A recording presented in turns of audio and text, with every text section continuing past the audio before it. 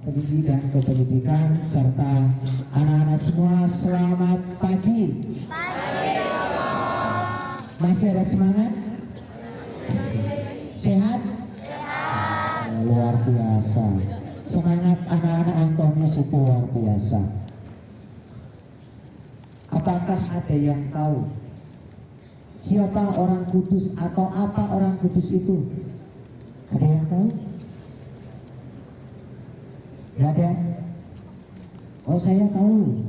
Orang kudus itu orang yang berasal dari Kudus, Jawa Tengah. Kudus, Jawa Tengah.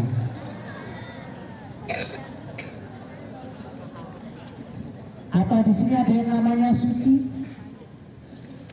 Ada. Oh, Suci kan? Oh, namanya sendiri sudah Suci. Orang kudus, orang suci. Biasanya bagi kita orang Katolik, orang Kristen, nama-nama itu menggunakan nama-nama orang kudus, tokoh-tokoh terkenal dalam kitab suci, atau orang-orang yang bagi orang Katolik itu disebut santo-santa yang dikenal. Misalnya pelindung sekolah kita siapa? Santo Antonius. Antonius siapa? Antonius dari Padua. Ada yang tahu kisahnya? Nggak tahu. Antonius Padua disebut sebagai pelindung apa? Pelindung barang hilang. Jadi kalau orang kehilangan barangnya, berdoa melalui perantaraan Santo Antonius Padua, maka akan bisa dibantu untuk menemukan. Begitu pula kalau kehilangan hal yang dicintai, hal yang disayangi, ya, itu kita juga bisa doakan. Kalau kehilangan orang yang dikasihi, orang yang dicintai, entah pergi tanpa kabar atau pergi meninggalkan selamanya, bagaimana rasanya? Sakit. Sakitnya tuh di sini gitu ya. Sakitnya di sini ya. Sakitnya bisa terobati? Bisa. Kalau nggak bisa, nggak bisa move on kan ya.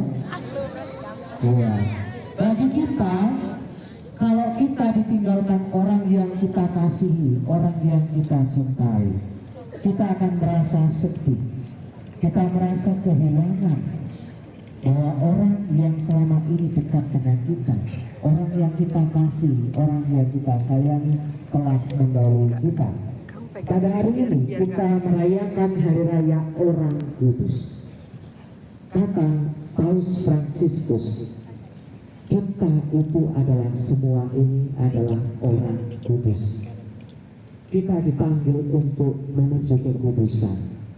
Maka belajarlah kekudusan pada pintu sebelah. Sekarang coba lihat kanan kiri. Ya. Ada kekudusan di wajah teman-temannya?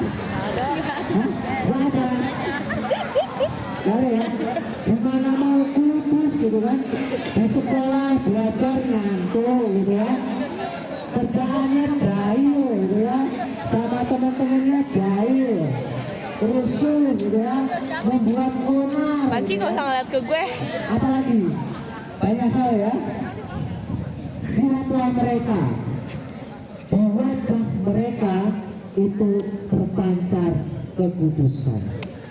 Kita bisa belajar dari mereka, meskipun bentuknya seperti saya misalnya, orangnya kecil, hitam, jelek, hidup lagi.